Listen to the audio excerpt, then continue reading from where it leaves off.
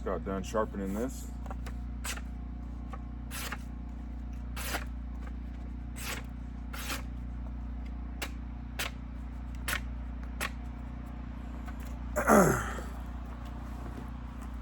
So I hope y'all enjoyed the video, and I know I explained in my last video or latest video that I lost some footage while I was forging, and I didn't get where I forged the tip in or where I hot cut the handle in. So if you notice in the video, it just kind of all of a sudden, boom, there's a tip forged in. Well, that's because my camera didn't pick any of it up. I think I'm filming on an iPhone, so it's overheated on me before in my forge. It gets pretty hot in there, but I didn't go to like the overheating mode where it shows a little temperature thing and says it's overheating.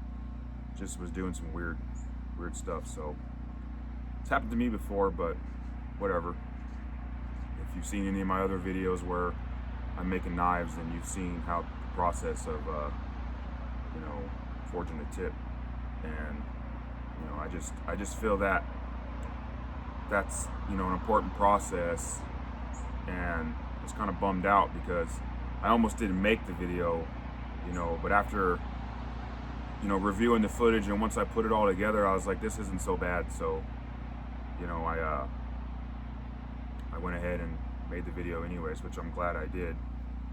And then I just wanted to explain the handle. It's curly maple,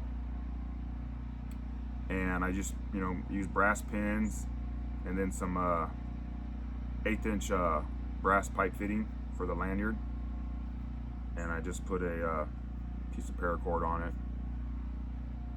for the lanyard. And yeah, that was fun. I like making these chopper style knives, so